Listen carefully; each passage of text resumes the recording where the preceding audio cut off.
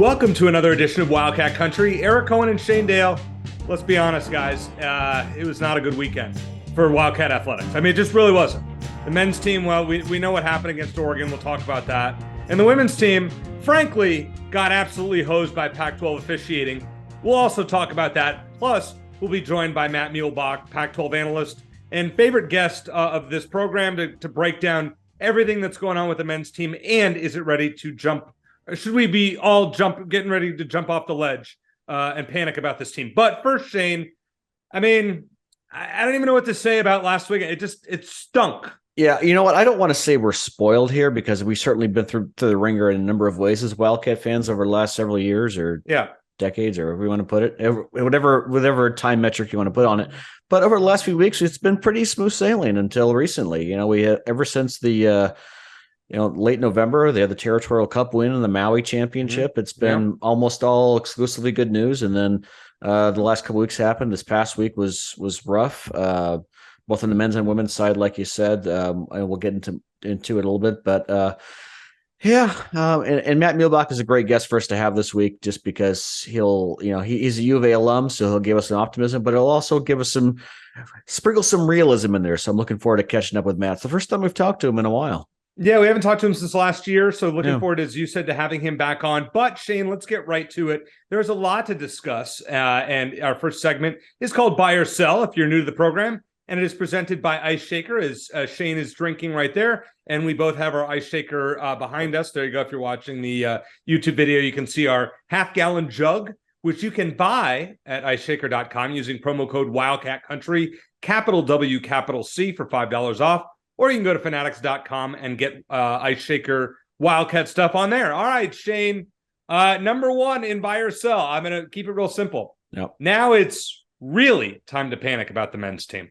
So I promise I'm not trying to be cute about this, but I want to dive into what you mean by panic. Is that in terms of, well, I guess I can take it whatever direction I want, because you leave it open-ended on purpose like that, I right? do. So by panic, a couple different ways you can look at it. By panic, do we mean they're not going to win the Pac-12 this year? I'd buy that seems a lot less likely now than it did a couple weeks ago. I agree. Panic that the sky is falling, they're not as good as we thought they were, and that they're not going to contend for a national championship. Well, one step at a time. They're not as good as we thought they were. And I said this last week, and I'm sticking with it, not because I'm stubborn, because I really actually believe it is. I think this team is about as good as we've seen collectively over the course of the season. I think that there's less margin for error. This team is not as athletically gifted as last year's was, certainly not as good on defense. We've seen that time after time, where it looks like they're starting to get it, pull it together with a good half, and then they just sort of collapse. Of course, a lot of teams just shoot lights out against Arizona, just the way it goes. And Oregon had some of that going for them this past weekend. But look, I still feel the same way about this team as I did a couple of weeks ago. And that is that, no, I don't think they're a Final Four team for the reasons I mentioned, specifically on the defensive side of the ball. But I think that they are a team that still, by the end of the season, if they put everything together at the right time, which is what it takes to get to the Final Four, then they could still find a way to get there. It's still in the realm of possibility. But as far as, look, let's be honest, Eric, a lot of us are upset right now, maybe panicking, not so much over the fact that Arizona's lost a couple games, but because the Wildcats are 2 games behind ASU. And that, in basketball terms, is just flat out unacceptable. It's like on the football side, Arizona ahead of ASU. ASU fans, flip out.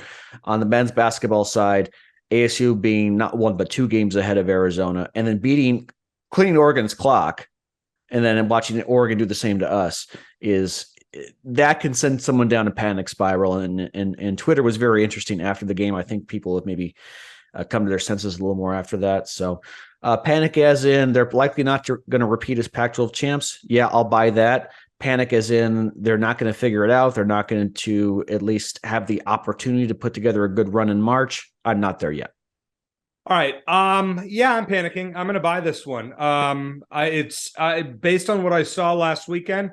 This is a team that's played one good half since mid-December, and it was the first half against ASU. I guess, all right, let me say this. The first half against Oregon State on Thursday was pretty good. But 2 halves, really. That's about it. Two good halves, since mid-December. it seems like they've been figured out. And I am just skeptical as to, I mean, yeah, right now I'm panicking. And if Arizona doesn't sweep this weekend, I'm really going to panic because Arizona doesn't lose at home. They lost to Washington State, and I know that. But I think a sweep now is imperative. Or, Shane, we're going to be talking about Arizona playing on Wednesday in the Pac-12 tournament. Well, certainly possible, but I wait a couple more weeks before we jumped to that or jumped off that particular ledge. If you can't sweep this weekend. Well, look, Eric, put a hypothetical scenario, and I know we're going to get to predictions in our last segment, but they beat USC and they lose a close game to UCLA, and UCLA is very good. Then you wouldn't feel at least a little bit better about things at that point? No. I want a sweep or bust for you. Sweep or bust, you bet. Okay. Yep. All right. No ifs, ands, or buts here. Number 2, Shane, buy or sell. Teams have figured out Arizona lately. Tommy Lloyd must make some changes. I'll buy that the changes need to happen. It's just a matter of what. I think as much as we sing Tommy Lloyd's praises and then, I'm going to say this, but I think it's true. I think in college basketball and really in the NBA too, but especially in college basketball, it's just more about players than it is coaches. And you can only use what you have. And I think Tommy Lloyd overall has still done a remarkable job with the guys he has this season and considering what he lost, the development, especially of Omar Ballo, Tubelis overall. I know everyone's leveled off kind of collectively, but I think that he's done a fantastic job, but I think we're finally seeing, look, this team just doesn't, when a couple of guys are off, it makes that much bigger a difference. There's no one guy who's going to bail out Arizona when things aren't going well, like Ben Matherin did on more than one occasion last season, or like Dalen Terry might step up and have a big game, or Christian Coloco. So I don't know if it's so much that teams have figured out Arizona. It's that I think Arizona got off to a hot start, and a lot of teams are starting to figure it themselves out, if that makes sense. So I don't know if it's so much that there's finally a blueprint to beating Arizona, so much as that I think that a lot of teams have sort of caught up to the Wildcats after they got off to a hot start that was, in hindsight, realistically never going to continue at that level. Okay, fine. But you have to buy this one. Tommy has to make some changes, and that might involve, putting Courtney Ramey off the bench. Kylan Boswell has been really good lately. Ever since I called him out on the show, he's been fantastic. He must have heard you. He took it personally. Must have listened to Wildcat Country, and that must be it. He's looked great, and Tommy has to make some changes. The fact is, Bobby Hurley unlocked something in the second half, and Arizona hasn't been right since. Yeah. With the exception of one half at Oregon State, and then the second half they fell apart. Something has to change. Well, so what would you do? Would you bench Ramey and put stick Boswell in there, or start 2-point guards? Or Cedric Henderson started the regular season, the first 3 games. Yeah, I would probably. I don't know if I would start Boswell. I mean, I definitely consider it. Ramey's not playing well right now. Ramey needs to get his act together, and then I would start him. Maybe I start Henderson. All I can tell you is Ramey would not start for me. I would not make a change with Pella. I would keep him. But with Courtney Ramey, he just looks disinterested.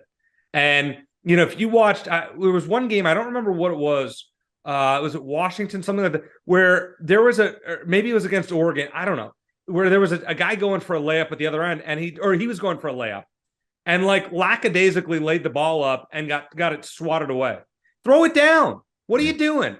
I think it was against Washington. It was just such a lazy play, and I hate that. Well, and one of the reasons why I was a little underwhelmed when Ramey and Henderson transferred to Arizona, and overall they've still been very good pickups for Tommy Lloyd, but Ramey's never been that good a shooter. His field goal percentage has never been that good. So, and it's just been dreadful, obviously, the last couple of weeks. So, I don't know. Long term, I still think that he's probably the guy you want to start, but for now, we just for the sake of switching things up. And really, this is the first really tough stretch that Tommy Lloyd has experienced at Arizona. They had 4 losses last year. They were all kind of spread out. They had kind of a rough stretch when they got blown out at UCLA. Then they won a close game at home against ASU.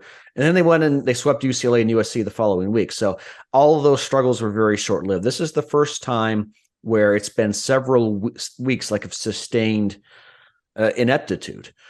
So do you shake things up for the sake of shaking things up, or do you just say, hey, look, Kylan Boswell's been playing better. Let's start him. Let's do something to kind of jumpstart things, to make things feel fresh again. So even though Boswell's a natural point guard, he can also shoot the ball. We've seen that. So maybe you have Creasy at the 1 and Boswell at the 2, where you can kind of interchange them. Like a lot of times last year, Dalen Terry would bring the ball up the floor. So I don't think it has to be that cut and dry. So I wouldn't, well, I think Ramey is probably the guy by at the end of the season, you want to start in the 2 spot. I wouldn't mind seeing Boswell in that spot against USC and UCLA. All right, number 3, Shane. Arizona is ranked number 11, is simply too high. Buy or sell? I'll buy that they're probably not the 11th best team in the country, but it's one of those years, Eric, where there's really not a dominant team or a couple of teams. Every so often you have that where there's a team or a couple of teams that are destined to go to the national championship game. Gonzaga and Baylor a couple of years ago, but more often than not, there are a lot of very good teams, but no elite teams. So everyone's lost a couple of games, or almost everyone's lost a couple of games at this point. So I think the fact that they haven't dropped further is just the fact, teams like UConn are just, they're also struggling right now. And by the way, it's hard to not notice that Sean Miller's Xavier team has passed Arizona in the rankings. But do I think they're the 11th best team in the country right now? No, I mean, they're probably not even top half of the Pac-12 the way they've been playing the last couple of weeks. But as far as their overall body of work, I think 11 is it's about right.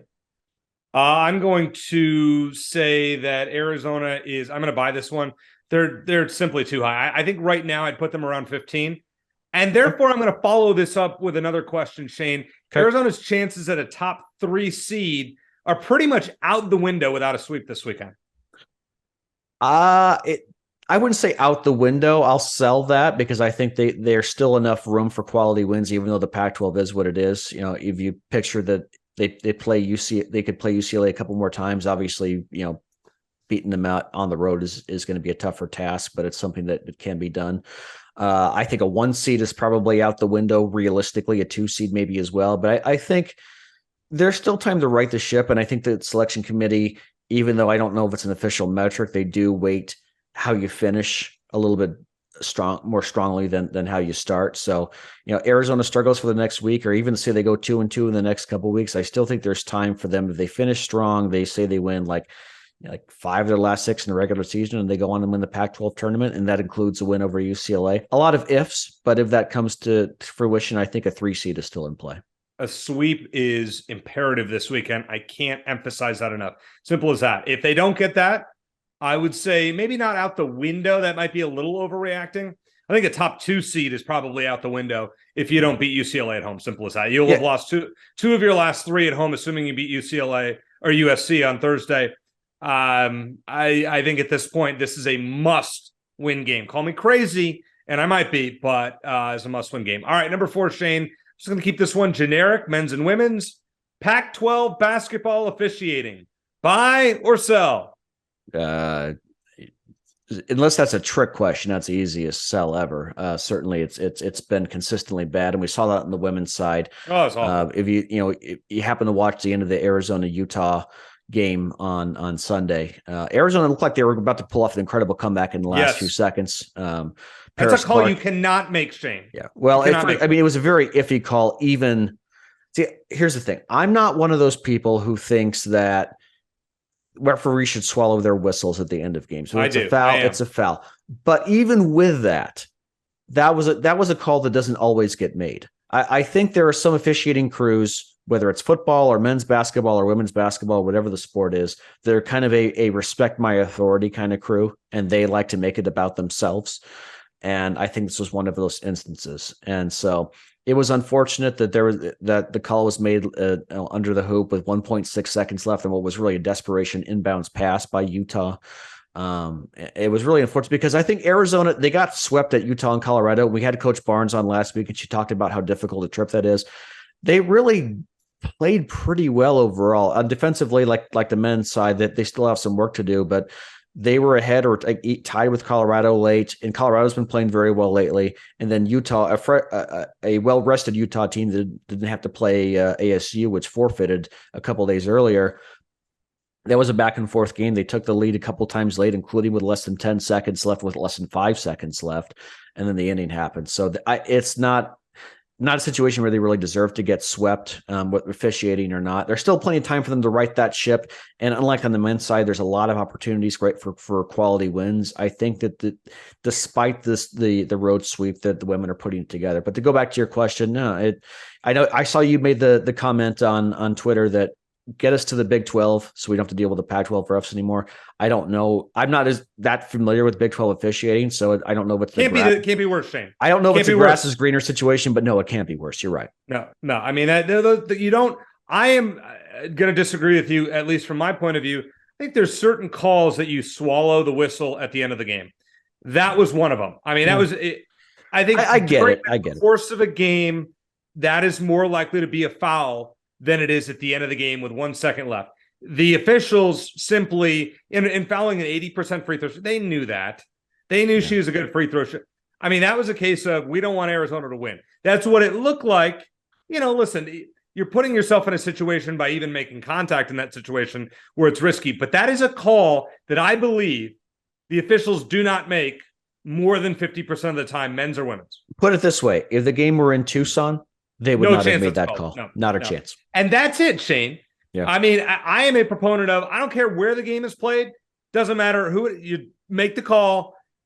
At the end of the game, you got to be a little more sensitive. You don't want your whistle to determine the outcome of a game. And they did. Simple as that. They did. Yeah. And officiating in that game overall was horrible. It was all over the place. And same against Colorado a few nights before. It was also horrendous. Yeah. They were consistently inconsistent. We'll put it that way. But yeah, that game we're in Tucson, with officials are human, even though they won't admit to this sort of thing that you get 9,000, 10,000 fans at McHale screaming at you. They wouldn't have made that call. No way, no how. Number 5, Shane, now it's really time to panic about the women's team.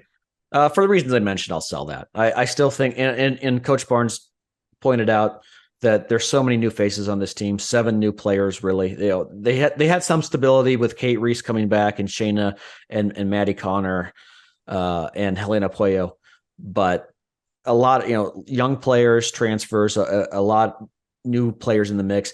Even with that, though, I feel like they're starting to put things together a little bit, and I think that they're going to look very good at home this week. So, no, I don't panic about them. I think maybe my expectations for them going into the season were a little too high. In hindsight, I think maybe I was thinking, okay, well, maybe this is a Final Four team, and probably not, at least not this year.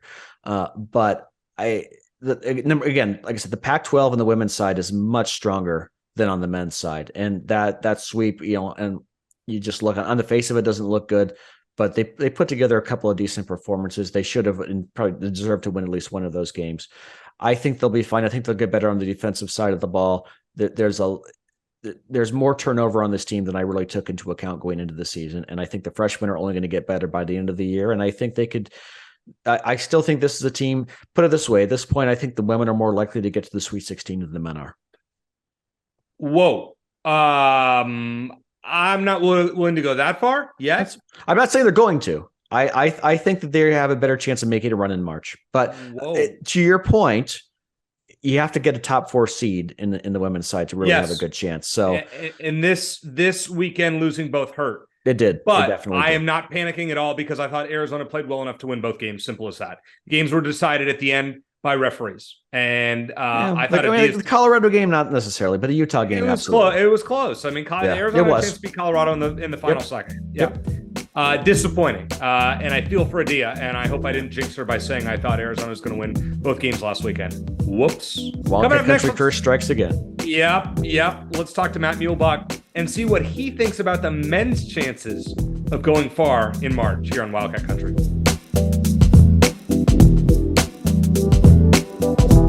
Scooby, we sent you an ice shaker. They are a sponsor, courtesy of our buddy Chris Gronkowski. You have it right there. I love my ice shaker.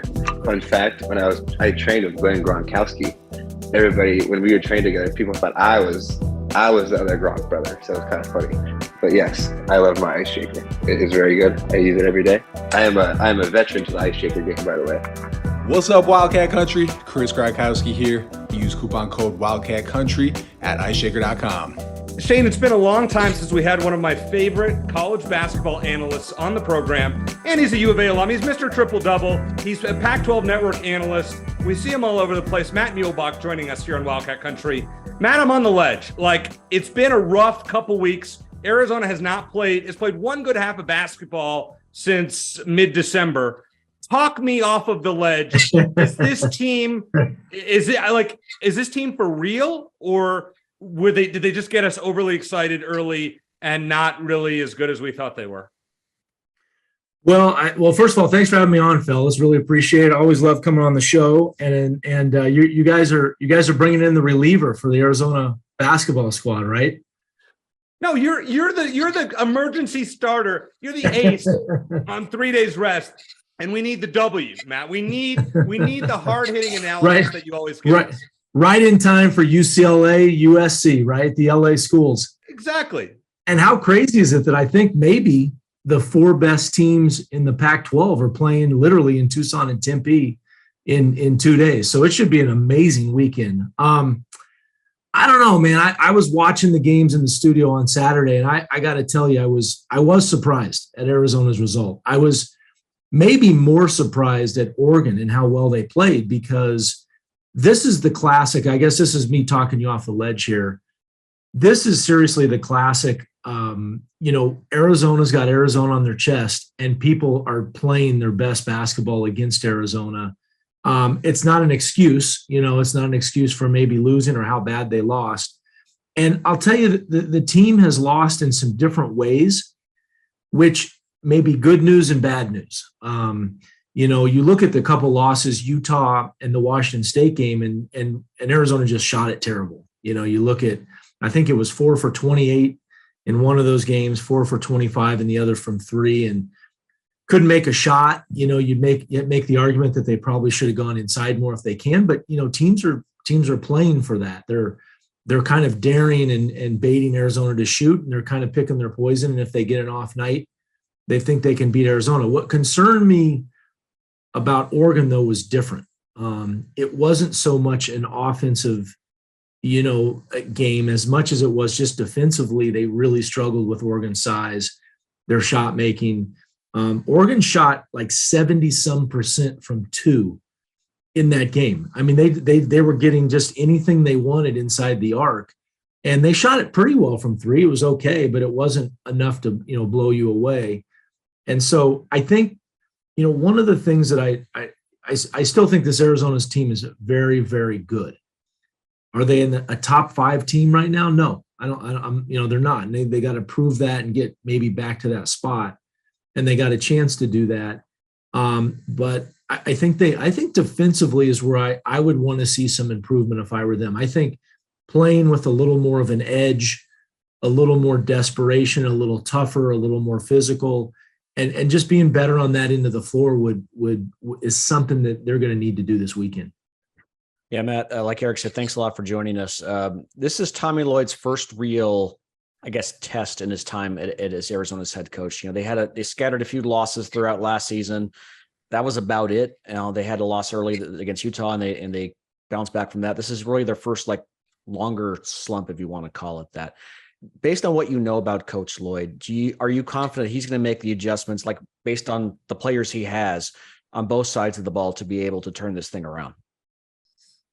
Look, I know Tommy pretty well, and I'm not worried about him.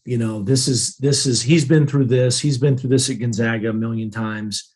And I think, maybe it's a little bit different as a head coach, but it's early. I mean, we are still super early, and I've been doing this, I've been doing this Pac-12 stuff for a long time, and I've been doing the studio for a long time. And actually I was they were kind of making fun of me because we were talking about Coach of the Year last weekend, and we were having fun with it. And the reason they're making fun of me, though, is if you start calling out Coach of the Year and Player of the Year and stuff like that in middle of January, it literally might change 6 times. And so the same goes for the teams as well. And so I'll give you another example. I saw Colorado a week and a half ago play at home. I did their game live. I thought they were the 3rd best team in the Pac-12. And then they go out to LA They look really mediocre. They don't play well in either game, and they come home with their tail between their legs, and they're having the same call with Spencer Dinwiddie right now on their podcast, a much better guest than me as an ex-player. But it's super early. There's a ton of times to fix the things that may be going wrong, and we'll see if they can fix them. Matt, one thing Tommy Lloyd mentioned, I guess, during his radio show on Monday was the possibility of playing Kylan Boswell and Kirk Kriisa more together, which he's done here and there this point of the season. What do you think about that? And are there any other, like if you're in Tommy Lloyd's position, any other tinkering you do with the lineup or minutes at this point? I think Boswell's earned him, right? And I could see that coming. He's played. He may be the most surprising thing all year, because I thought early on in the season, obviously coming off that injury and being 17, he just didn't look like he was ready for this level, for the pace they were playing, for some of the ball pressures they were putting on him. And the glimpse that I first saw was Tennessee. That's where I saw him. You know, he was guarding that point guard for Tennessee, and I thought he did a really good job on him, and it surprised me. And he's just gotten better since. So I'm not surprised at that. I think he's going to tinker a little bit maybe with everything. Obviously, Ballo and Tabellis, I mean, they're fine, right? You're not going to do much with them. But, you know, I could see everything kind of open right now. And, you know, I go back to the Lute Olson days when you used to always say before practice started, hey, the guys who have the top 5 rebounding numbers are going to start, you know, the first game. And he might do some things like that to kind of get guys, you know, like I said, a little more desperate, a little more edgy in terms of who he's going to put in there. So I wouldn't put it past him. I don't think he'll do anything shocking yet, but I could see some tinkering for sure. Matt, do you think that during the second half of the ASU game on December 31st, that Bobby Hurley figured out a strategy that other coaches are now adopting when it comes to slowing Arizona's offense? Do you believe that's a thing or not? Well, it is a thing, and it's easier to slow teams down than it is to speed teams up. It's just easier to do. If you can control the ball and hold it, it's something that other teams can do. And, you know, I've done 4 or 5 Arizona games this year. And, you know, the number one thing that every coach says when I do a game, I ask the opposing coach, you know, what are the keys? And they say, you got to get back. You can't let them get layups. You can't let them get easy buckets.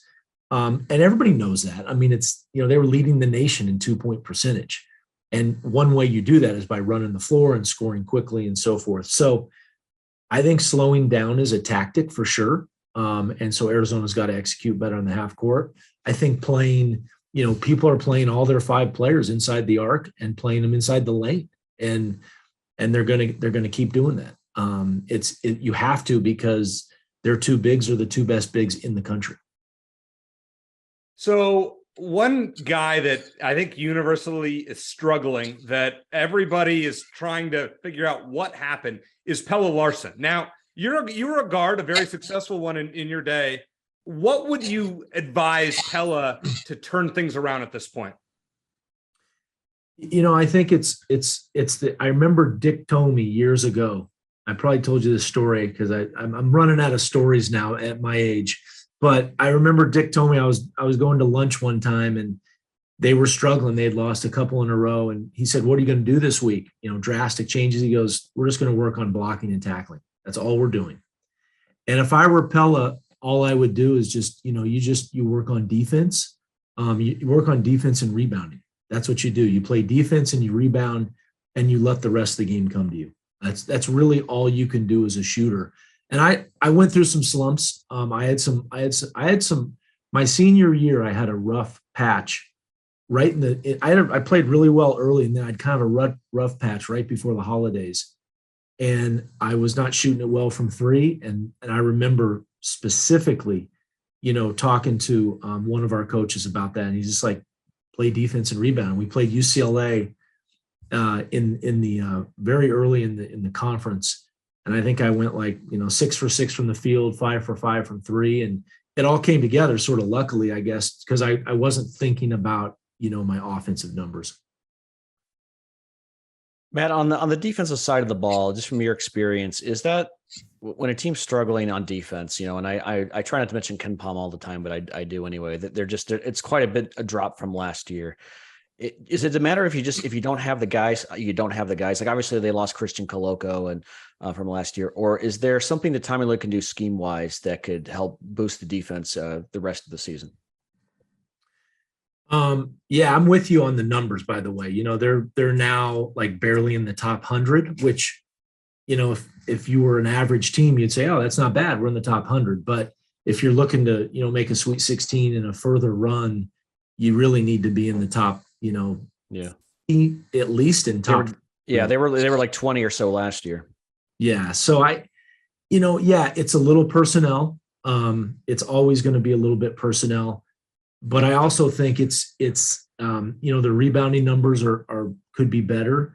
And I think rebounding is more of an attitude and more of an edginess type of thing, that they've got the talent to rebound. And I think they just need to kind of focus on that and think about it.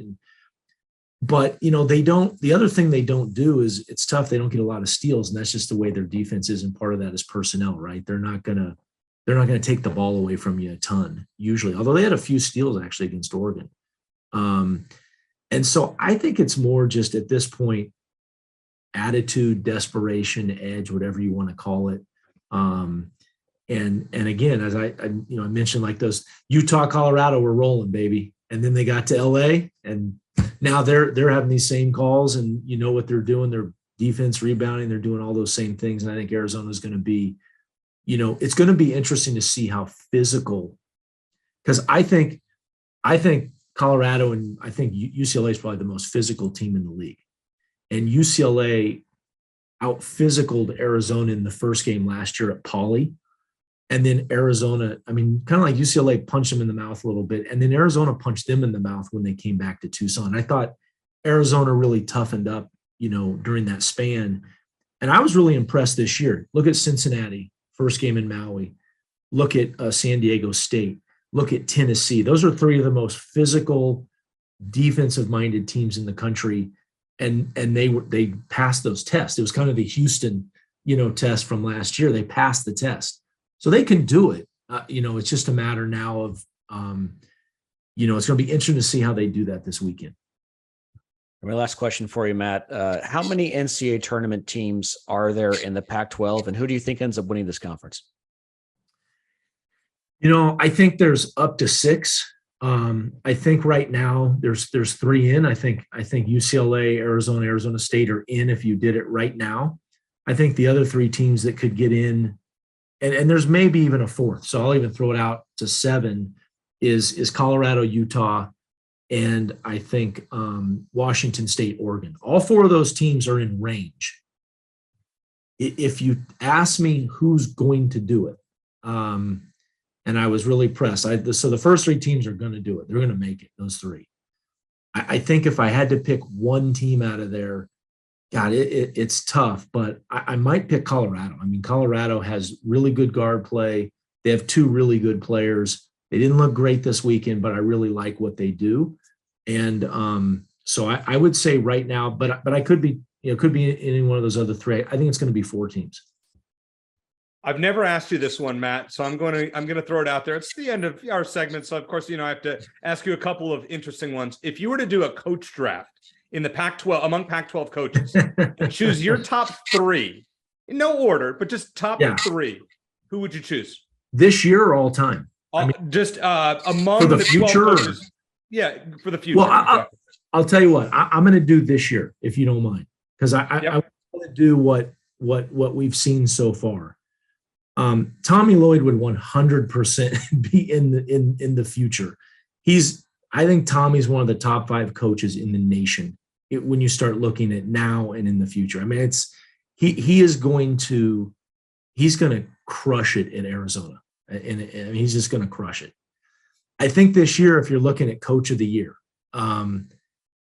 you have to look at Mick Cronin, what he's done. Now he has everybody back. He's got all the tools, but you have to look at how he coaches that team, how they've responded. Part of coaching is guys don't leave. He's kept guys at his school. Like, he's done an amazing job. I think you also got to bring in Bobby Hurley for what he's done. You have to. He's done a phenomenal job of hitting that portal again, but getting the right kind of personnel to fit this year. It didn't fit the last 2 years. And man, if I were to probably say the third guy right now on that, I'd probably say Tommy, because if you think about it, I'm going to say this last thing. Arizona is a victim of their success this year. I did not think Arizona was barely even a top 20 team when you lose 3 basically first round draft picks. And you have Umar Bala, who was a 6th man. You have Pella, who was a 6th man. I mean, you basically had 2 starters back. And is that right? They have 2 starters, Tabellis and Kirk Risa. And I said it on air, and I actually felt bad about saying I thought they had a really high floor and maybe a kind of medium ceiling. And when they started blowing people out and winning the Maui, I felt really bad. Like I misjudged how good of a coach, like I misjudged how well Tommy got that team prepared and got to the Maui and won the Maui and played so well and beat Tennessee. They were a victim. Like they should not in a way have been that good that early. It just shouldn't have happened. They almost should be getting there now, right? Like, or not even there. Like I was thinking it's a 15 to 25 team. And the fact that they're number 11 in the country. So I hope that helps you walk off the ledge or not walk off the ledge, because if you ask me, if you ask me in, September 1st, if this team was going to be 11 in the country, I'd be surprised in a way, especially looking at that schedule and Maui and so forth. So I give Tommy and this team a lot of credit for actually where they are, even though it's actually dropped from as high as they got. All right. So my last question is, if Arizona makes the Sweet 16 once again, and that's it, is it a successful season? Oh, yeah. I think almost every single time you get to the Sweet 16 and successful, you have 16 teams left. Anything at all can happen. One bad shooting night, you're out. One bad matchup, you're out. We saw that last year. Houston should have been a 2 seed. They should have been in Houston in the Final Four. I mean, that was a joke that they got seeded 5th or whatever they were. And so I really believe once you get there, it's a roll of the dice once you get in the Sweet 16. Well, let's roll our dice now, and let's hope things progress better than they have recently. Matt, always great to talk to you. We look forward to talking to you again before the end of the season. Great insight as always. Yeah, thanks, Eric. Thanks, Shane. Really appreciate you guys.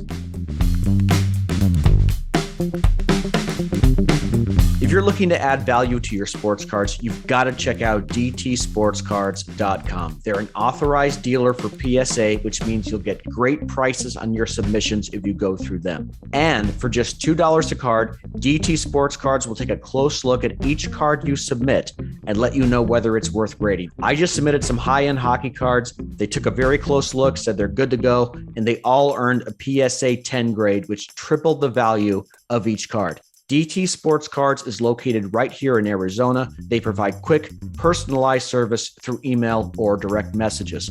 Find them online at dtsportscards.com and check them out on Instagram at dt_sportscards.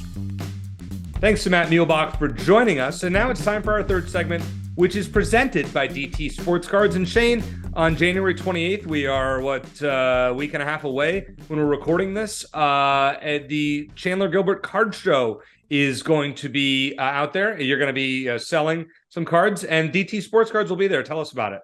Yeah, well, DT Sports Cards is great for submitting cards for grading. If you're into that, like I am, to a PSA, they're a licensed PSA dealer. Dave, who runs DT Sports Cards, does a great job of looking over your cards. If you want him to do that, let you know which ones to send in, which ones to kick out. So you're not wasting money on cards that won't grade well. So he does a fantastic job. He'll be there if you want to drop off a submission there. You go to dtsportscards.com and you can fill out the submission form there, or you can do it on site. The card show, I'm going to be a dealer at a card show for the first time in my life, Eric. And I'm excited for you. Yeah. And so it'll be at 644 East Chandler Boulevard in Chandler, Arizona, from 9 a.m. to 2 p.m. on Saturday, January 28th. So you're looking to buy some cards, looking to maybe do some trades. I'm big on hockey cards. I just seem to do very well with those. So I'll be selling some of those there, and then a lot of other stuff, some Cardinal stuff, Sun stuff. So stop by, come say hello. I think you're going to try to stop by as well. Yeah, I will be there. I will be there to stop by for a little bit. So come meet the Wildcat Country team and Buy something. And another chance to meet the Wildcat Country team will be on February 17th at the Toast and Taste event with Rocky LaRose. The East Valley chapter is hosting that at the Phoenix Airport Marriott. You can find out more at alumni.arizona.edu in the events section. Buy your tickets. Shane and I will be emceeing, and we're really looking forward to that. So that should be two great times. We hope to meet you guys in person over the next 6 weeks or so. Okay, couple things. Now, we're recording this on Tuesday night, Shane. On Wednesday morning, late morning, is when the Arizona football schedule and the Pac-12 schedule in general are coming out. Now, we already know a few games. It goes NAU at Mississippi State, and then they host UTEP at home. Mm-hmm. And then we found out, per John Canzano, who has been a multiple-time guest on this program, a few things about Arizona's schedule I just want to touch on. Next week, we'll break down the whole thing, how many wins, etc. There is no Black Friday Territorial Cup, so I know that upsets you. Yeah. Yep. I'm a traditionalist. I like it on Friday. And I like a matinee matchup on Friday. To me is what it should always be. It makes you wonder, is the game on Saturday? Is it another weekend? I assume it's on Saturday. Otherwise, Canzano would have pointed that out. Arizona opens its Pac-12 slate on Saturday, September 23rd against Stanford. So at Stanford, I don't think the Cardinals are scheduled to be very good this year. So that is a winnable road game as far as I'm concerned. Arizona should have a decent chance to start 3-1 any way you look at it. They will be at USC either on Friday or Saturday, October 6th and 7th. That should be interesting. Even a Friday night game would be extra exposure. And no Oregon or Cal on the schedule this year. And that's a good thing and a bad thing, because I think Cal's the worst team in the conference. And I think Oregon arguably is the best team in the conference, right there with USC and Washington. The quarterbacks in this conference are going to be insane next year. Ridiculous. Yeah. We are going to break it all down next week. Unfortunately, we're recording this, of course, just before the schedule comes out. Look for Shane and I on Twitter. I'm sure we will opine as to what we think Arizona's record will be, and then we'll break it down next week on the program. And we're going to make some super early predictions for the regular season then, and yes, we will. By the way, I love how Canzano's saying that ASU gets 5 of their first 6 games at home. Of course they do. Yeah, thank you, Pac-12. Well, that's going to even out. I mean, I know they get Arizona in. They have 8 home games, Shane. They didn't schedule a non-conference road game. Is that right? Yeah. Goodness, there's no excuse for them to not win at least 5 They games? have to win 6 games with Dillingham. Yeah. If they don't do that, well, it's year 1. I mean, it doesn't. Yeah. I mean, 8 games at home, Shane. Yeah. I mean, that extra game against a cupcake. It's their non-conference schedule is Michigan level offhand, and we'll break that down next week. Another thing I want to touch on today, it was announced that Dave Rubio, longtime Arizona volleyball coach, 31 years, deciding to hang it up. Still, in his early 60s, so a little surprising, but congratulations to Coach Rubio on what has been a phenomenal career. Yeah, I got to talk to him a couple times when I was in the Daily Wildcat. Volleyball wasn't my beat, but I actually got to interview the entire team once, and before they played the tournament in 2003. They played Wisconsin. I think they lost, but anyway, Kim Glass was on that team. You're familiar with her, and then Bree Ladd Walton was on that team. So, but yeah, Dave's been a mainstay for, 31 years. That was longer than Lute was there, I believe. Yeah. So, did a lot of good teams. I never won a championship. It was like a mainstay in the NCAA tournaments every year and put together. Got to the Final Four in 2001, which is great. Yeah. And had in the same year that Arizona, last time Arizona, the men's basketball team got there. So, but had some very good teams over the years, and by all accounts did everything the right way. Was just a generally good guy, very well, very few people respected on campus more than him. And it's going to be a little weird not seeing him there anymore. So, but wish him the best in his retirement. I was at the airport. This is probably a little over a year ago, and it was in the morning, and Dave Rubio was sitting by himself. I really wanted to go over and say hi, and I'm like, nah, I don't want to bug the guy. But he seems like a nice guy and I've never heard a bad word about him. So this is a loss for Arizona, and wish Coach the best in his retirement. All right, Shane, it is time for predictions. Now, Arizona hosts USC and UCLA, and the women play ASU up here in Tempe, I believe. How many wins will Arizona get among those 3 games this weekend? 2. The women will take care of business against ASU. That's not a question. Yep. I mean, ASU, they're still dealing with injuries, and they're Arizona's just a much better team. So the last couple of years, even when ASU wasn't that good, ASU find a way to beat them in Tempe, but I don't think that's going to happen this time. On the men's side, I think they find a way to beat USC. I think the men are going to play better. I just think UCLA is just a better team. I think last year they were very evenly matched, and I think we saw that. UCLA won at home, Arizona won at home, and then they had a great Pac-12 tournament championship game that could have gone either way, and the Wildcats won even without Kirk Risa. This year, UCLA is a more balanced team. There are only a handful of teams, Eric, that are in the top 20 in both Ken Palm adjusted offense and defense, and UCLA is one of them. Arizona is not anywhere near that on the defensive side. They've been struggling on the offensive side. And anything can happen in the given game. The Wildcats will be up for this game. They've every time they played a great team this year, Indiana, Tennessee, Creighton, they've been up for it, so that won't be a problem. I just think talent's going to win out. So I think they find a way to beat USC, but I think UCLA gets the better of them. Every week I do this, and you guys probably think I'm a homer by now, but Arizona's going to go 3-0 this weekend. I'm not worried about the women's game. The USC game, I expect Arizona to win. It'll be close. I mean, like last year, I think the game was closer than it They had to rally late in that game to USC them. Yeah, I think under 10 points.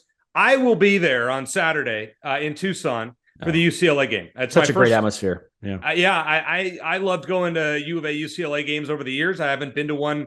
I can't even remember the last time that I did it. Probably at least a few years. Really looking forward to being down there. Nationally televised game, I believe, on ABC. Arizona's winning this game. I think it'll be lower scoring than we would expect, but I see Arizona winning a game probably like 73-67 in that ballpark. Wildcats are not losing that game, Shane. I'm just telling you that right now. Well, now here's the big question, though. Are you going to put your money where your mouth is on that? Yes. You are. I am. Okay. I am.